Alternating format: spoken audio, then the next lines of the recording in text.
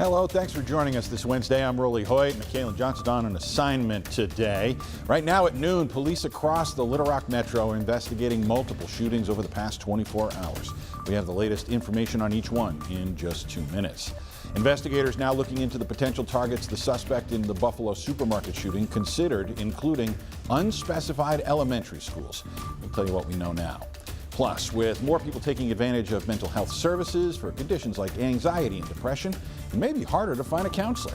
Just ahead, we've got some tips that may help you connect with a provider. But you see, we've got meteorologist Nathan Scott here with us. A hot and humid day ahead of us, but already starting to think about the weekend because it is Wednesday, right, bud?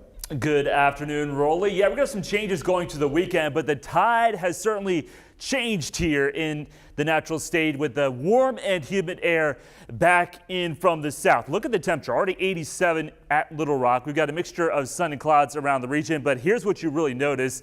The dew points, they're back up to the upper 60s to lower 70s, so it feels soupy out there. And with all this moisture in the air, we've got a few stray showers that have been popping up, quickly drifting their way off to the east, moving out of Jackson County, but there was one lone shower into parts of Izard County, and even a few sprinkles or a light shower moving from Pope County into parts of Van Buren County. That chance of a stray shower is pretty limited, primarily for locations off to the north of Little Rock. Temperatures today topping out into the upper 80s to lower 90s across the board. We've got more 90s to talk about, and then a strong cold front arrives here on Saturday. That's going to bring us a round of showers and storms. Some storms could be strong. I'll have more details on that potential situation coming up. All right, Nathan, thank you. This afternoon, we know one person is dead, and North Little Rock police are trying to figure out who did it. Officers found someone shot inside a vehicle on Springvale Road overnight. That's near McCain and JFK Boulevard. The victim died at the scene. Homicide detectives are doing interviews and looking for clues. So far, they haven't identified a suspect to us. And that shooting happened just a couple hours after a separate incident outside North Little Rock's high school's graduation. In this case, police say no one appears to be injured. Police say someone started firing outside Simmons Bank Arena around 9:15. Officers closed in on the area, but they didn't find where the gunfire was coming from. It happened, as we said, as that graduation ceremony was letting out. Police are still looking for witnesses to come forward. It's the second shooting after a graduation in the last week. We told you one person died and 3 others were hurt following a shooting after Hot Springs High graduation last Thursday. But these 2 incidents don't appear related. Back across the river, Little Rock police are trying to figure out who's behind a deadly shooting at a downtown gas station. Officers say one person died at the Roadrunner store at 8th and Broadway around 5:30 last evening. You can see crime scene tapes surrounded all of the gas pumps there for a time. Little Rock police promised an update today. We'll bring it to you as soon as they deliver.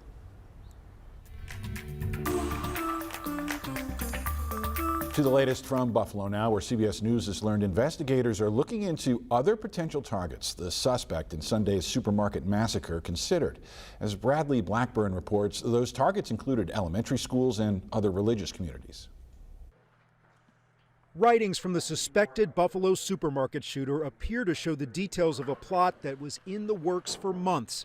In a March post to an invite-only channel on the social media platform Discord, the alleged gunman identified the Tops supermarket as Attack Area 1, where he planned to shoot all blacks. Later that month, posts show he scoped it out in person and uploaded hand-drawn maps of the grocery store. In order for law enforcement to see content in a site like Discord or even private Facebook groups, they would have to be in that group at a particular time. Discord, which has 150 million monthly users, says it has an internal team that works to identify and remove hate speech and threats of violence. CBS News has learned the suspect also identified other possible targets on the site, including schools and Hasidic Jewish communities. Many of the grieving community members here in Buffalo are visiting this vigil just steps away from the Tops supermarket to honor the lives lost and call for change. What are we going to do after this? Because my kid has to grow up here. Julie Hartwell's 8-year-old daughter hid in a milk cooler with her dad as the shots rang out. I was scared for my mom because I thought something happened to her. President Biden visited the community Tuesday, urging Americans to reject white supremacy and the conspiracy theories that inspired the alleged gunman. And I condemn those who spread the lie for power, political gain, and for profit. Some who gathered outside got down on their knees to pray, while others urged them to stand up and fight for justice. Bradley Blackburn, CBS News, Buffalo, New York. So far, the suspect's only been charged with first-degree murder and has pleaded not guilty. He's expected to appear in court Thursday for a pretrial felony hearing. In other news, the nationwide baby formula shortage has led to at least 2 children needing to be hospitalized. These 2 children in Memphis had to go to the hospital after their parents couldn't find the special formula they need because they have intestinal issues. Yesterday, the FDA reached an agreement with Abbott, they make the specific formula, to reopen its plant, but it could take 2 months for supplies to hit store shelves. Meanwhile, House lawmakers are prepared to vote on a bill that would make it easier for low-income families to get baby formula. WIC recipients utilize formula at a rate double most other people in this country. About 50% of our babies rely on the WIC program for milk. The bill would cut regulations that limit which types and how much formula families receiving food assistance can buy. It would also authorize the USDA to waive rules so that WIC recipients could swap one brand of formula for another, as well as exempt them from maximum monthly allowances that are currently in place. Capitol Hill is still buzzing after Congress spent yesterday hearing about UFOs for the first time in 50 years. Pentagon officials testified yesterday that reports of mysterious encounters are increasing. The House Intelligence Subcommittee heard testimony from the Department of Defense and their experts, and the Deputy Director of Naval Intelligence, Scott Bray, said there were a number of events which have no explanation. Last year, the Director of National Intelligence released a report that found 144 unexplained encounters between 2004 and 2021. Since then, it's gone up to approximately 400.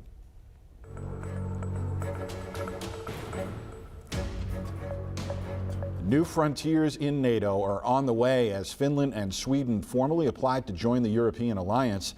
As Deborah Pata reports, it's in response to Russia's aggression in Ukraine.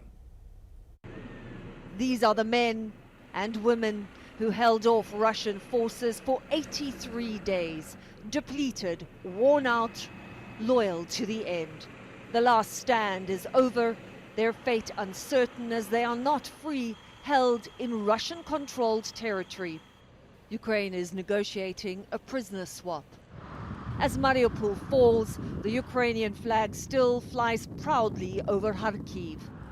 After more than 2 months of fierce fighting, Russia has been pushed back to the border. The bloody battle scars litter the roads. In Velhivka, Elena Verbitskaya shows me the shrapnel she found in her garden after Russian troops retreated. But not far enough. We heard the sounds of war throughout our interview. But you have no electricity. That sound, that's constant, right? It's very, very scary, she says. It's very noisy here still. It must be stressful.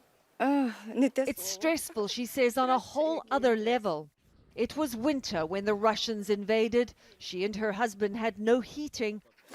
I was very ill, she remembers, sobbing. I was under 4 blankets and I was still freezing. Finally, spring has arrived. And